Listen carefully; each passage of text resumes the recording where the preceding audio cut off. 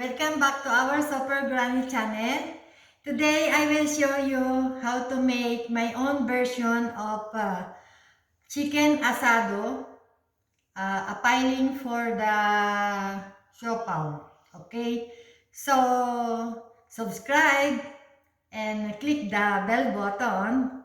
So it is also connected with my personality life because uh, it's my habit. And as I told you before, cooking and the food is good to cook inside our house. We are sure that the food we are eating are clean. Okay, so let's start. Now, for my ingredient, I have here a half cup of cooking oil. This is a half cup of cooking oil. And I have here also, this is are all for ingredient. I have also here half teaspoon of salt. Half teaspoon of salt, okay? So I have here a 2 spoon of sugar. It can be brown sugar. It's okay. It's good. I have here black pepper. Half tablespoon. And I have here cornstarch. One tablespoon of cornstarch. I melt it with half cup of water. Half cup of water, okay? So this is like this. And I have here garlic. This is 6 pieces of clove garlic, okay? 6 pieces. And this is 2 pieces of chopped onion. 2 pieces of chopped onion. And this is a half kilo of ground chicken. This is half kilo of ground chicken, okay? So we will start, and I have also tomato sauce. Tomato sauce. Soy sauce. Soy sauce, okay? This is a soy sauce, not tomato sauce, okay? Sorry. So let's start our cooking.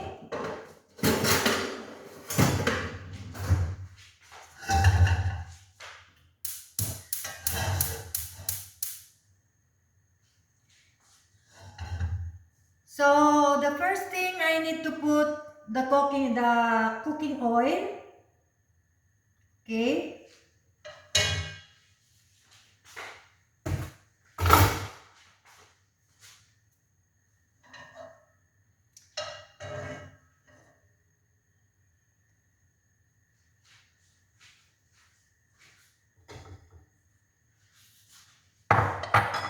I let it hot for a little bit.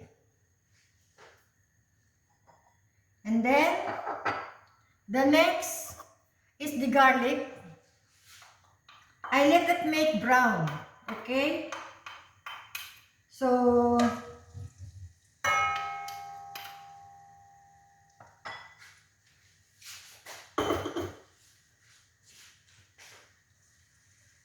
I'm trying it to make brown. Now in cooking is very nice habit because our body become healthy, because we know that cooking is very important to our life, okay? So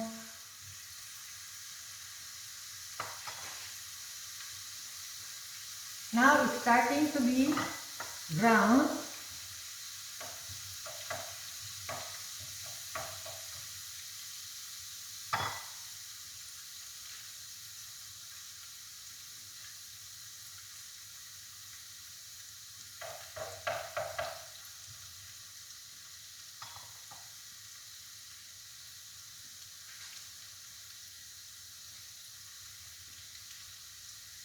Because if you make the garlic brown, it makes your, having a good taste and a good smell for chicken asado. It can be also whatever meat you like. If you want beef or like Filipino, they want pork. It's no matter what kind of meat you are using. But for me today, I will use chicken, ground chicken, okay? So it's already brown. It's already brown. Smell good. So now I will put the onion.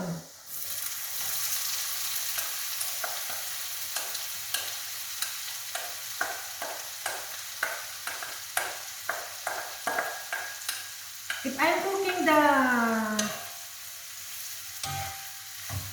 asado, I like a lot of onion. Okay, it's because onion is also healthy and it's good taste. Because you know, onion, if you cook it and it will be cooked, it's become melted and very little. So if you put a lot, then it will be exact amount only for the chicken or the whatever meat you are using.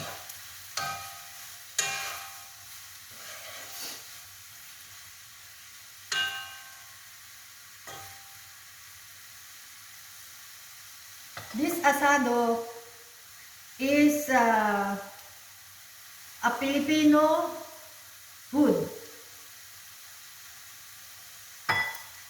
They are using in siopao. After, I will show you how to make my own version also of siopao.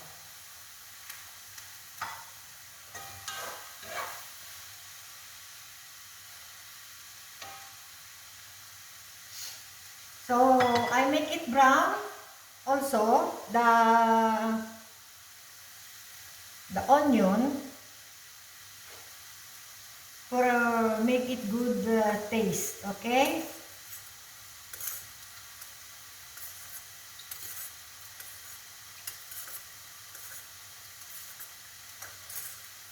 You know, I love cooking. Cooking is my habit. So it's good for everybody, especially if you are a mom or you are a granny. You need to learn how to cook for your family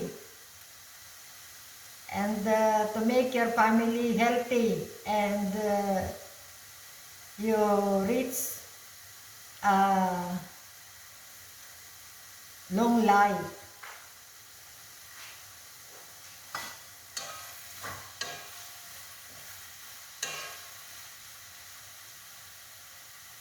So in every country I've been working, I always looking and always knowing how to cook their own menu, their own recipe. So next time I will show you how to cook my knowledge of tajin Morocco, couscous, and some other things that I learned here in Morocco, and other food that I learned in Saudi, Riyadh, and in Kuwait. Everywhere I go, I want to know about their main dish. because it is important. If you travel, if you work, if you go another country, you need to also to learn about their food.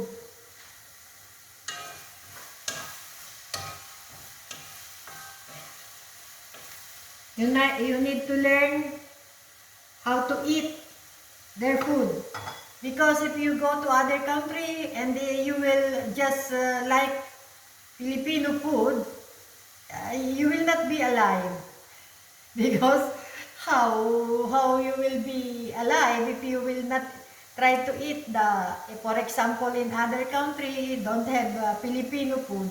So you need to learn how to eat the food of the country you are be having for. So, or you are staying for. So, it is important.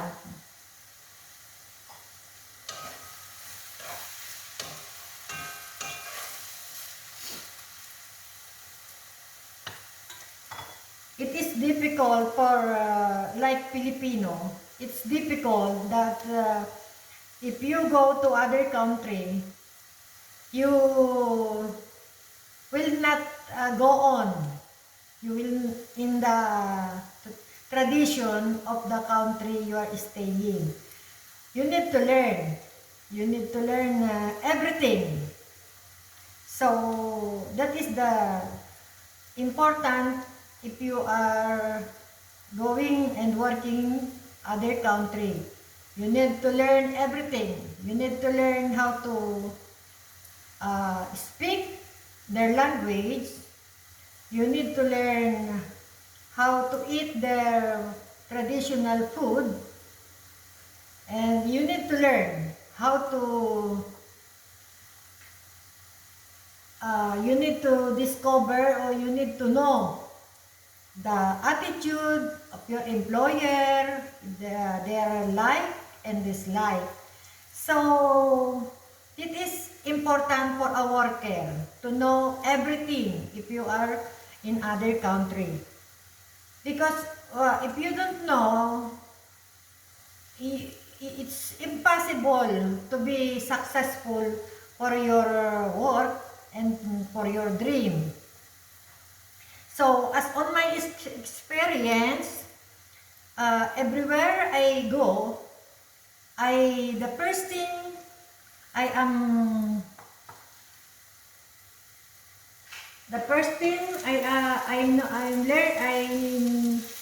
discovered is about their language, their dislike and like of the employer. So that is my first thing that I am looking and knowing about their attitude, especially. And if you are, especially if you are, for example, your work is a cleaner, your work is a babysitter or nanny, you need to feel, you need to try that your work is like your own, so that you can, you will be comfortable because in everything you are doing. Like for example, you are cooking their food, you need to keep to yourself that the food you are cooking is for your family, your own family. Because if you will not do like that, you cannot do your work good. So you need to learn to accept, so that you can do your work good and successful. Now it is brown, so I will put now the chicken, okay? So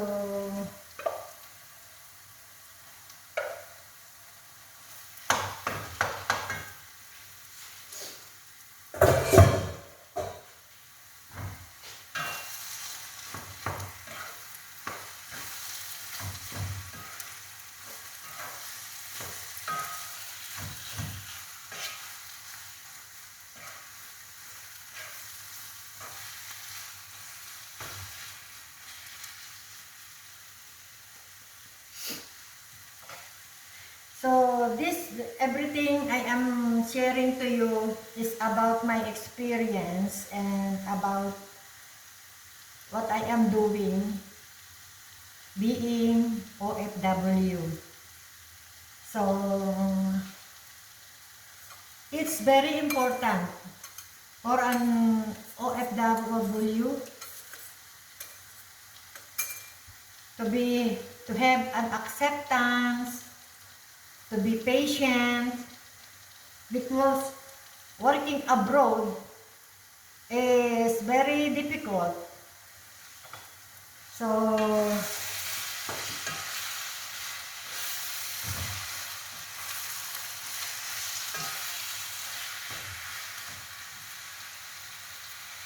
I am very thankful to God that in my working abroad is working other country, I'm always in good. I am always blessed because I didn't experience that I meet uh, bad employer. I always because this is as I told you, I learn how to go on with with the other people. It is very important to know the attitude of not even the employer. For example, you go outside with your friend. It is important to know the attitude of the people surrounding with you. You need to learn the environment where you are. This is very important. Okay? So now we continue this our cooking.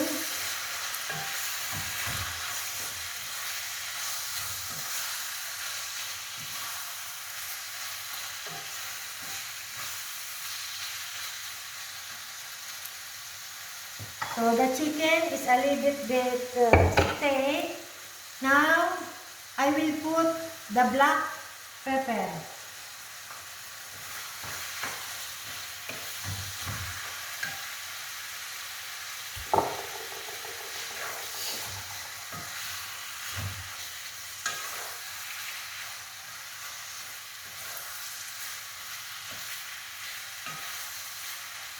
And the next is the salt.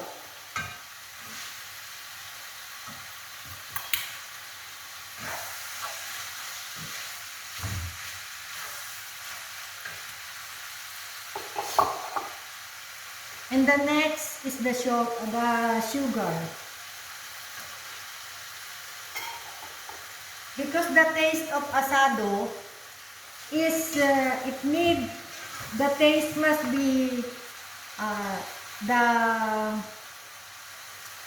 salt and the pepper and the sugar are with a combination, or it's somewhat like better taste.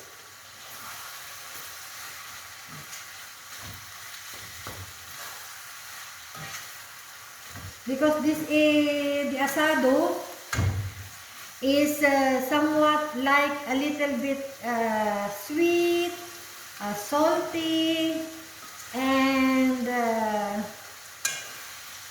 a little bit spicy with black pepper. Black pepper is good taste for the asado.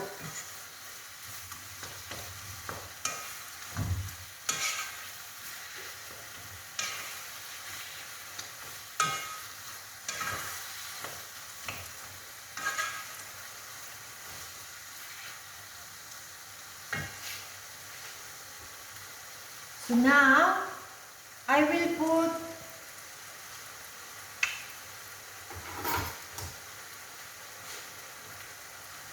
the soy sauce. So I will put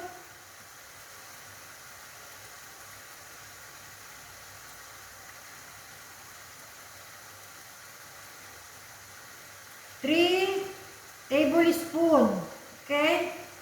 Or it depends upon the,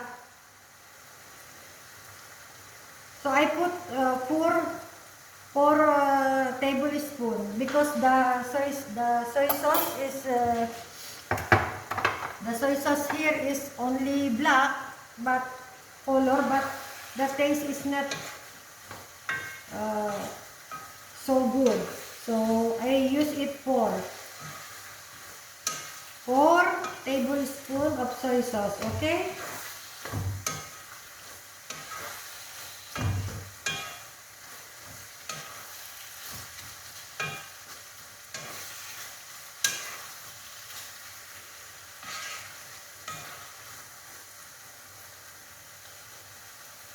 If I do cooking, I like to use the wood spoon or wood cooking spoon.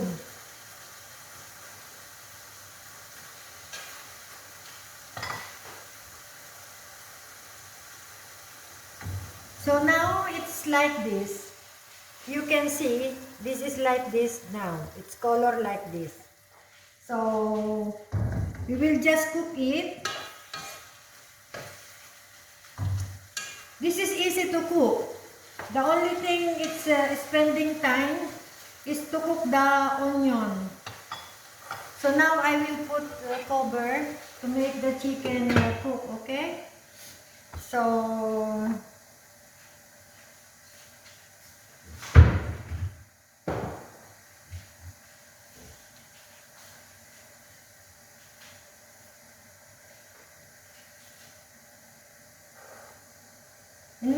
in the kitchen, I don't like that everything is scattered. I want everything is clean. So I don't like because you know kitchen is for our food and for our healthy. So we need everything is clean.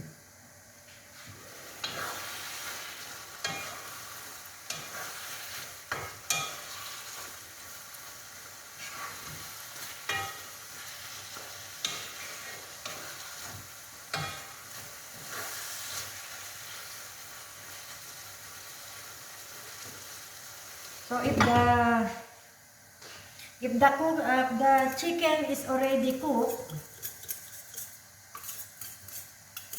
I will put the corn starch, okay?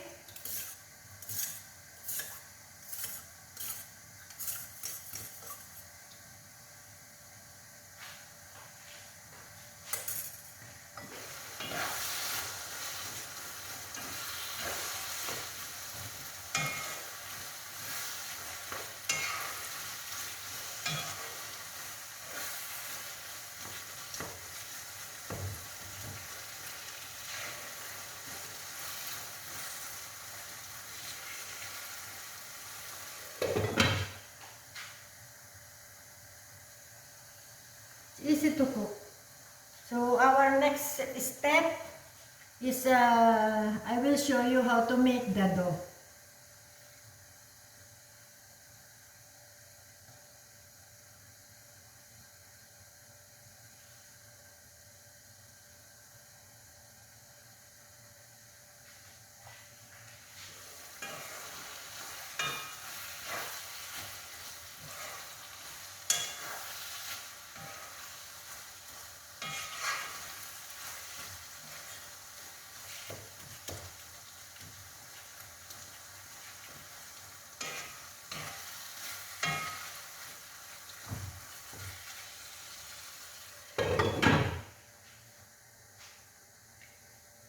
So I hope you are enjoying my kitchen cooking. No, it's okay, not the kitchen cooking. I hope you enjoy my watching my knowledge of cooking, and I hope if you try, you like the taste of the food I am sharing to you. It's everything I'm cooking. It's my own recipe. Nobody teaching me, because if you are a cooker, yeah, if your habit is a cooking, uh, just you the first time, for example, the first time you saw the ingredient or something, first time you taste, just you taste, no, nothing to look in the ingredient. If you are a cooker and your habit is a cooking, just you taste one kind of food, you will know already what are the ingredients. And that's what I am learning. If I eat something, uh, I taste it, how I'm feeling it, what is the taste. So if I feel it, so I know already the ingredient. That's why I am telling you, try to be doing habit of cooking. Okay? So now the chicken is already cooked. Because you know ground meat, it's easy to cook. So now I will add now the cornstarch. Okay?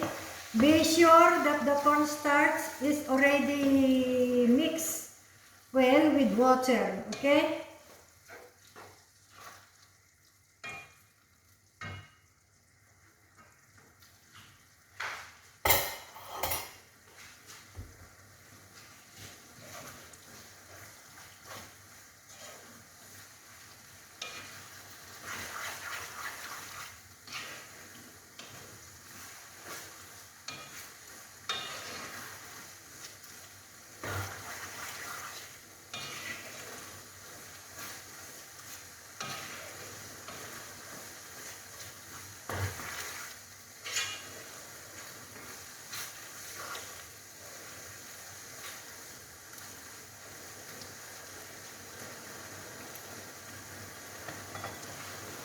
So it's cooked now.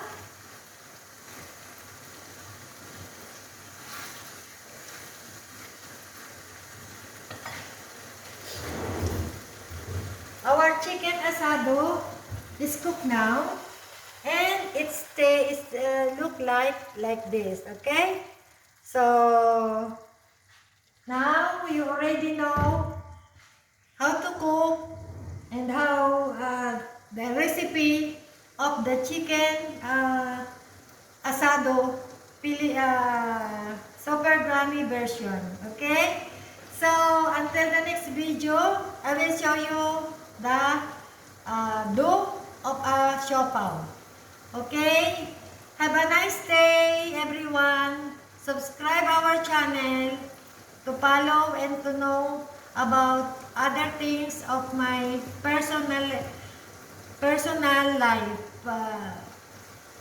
habit. Okay, so have a nice day and God bless everyone.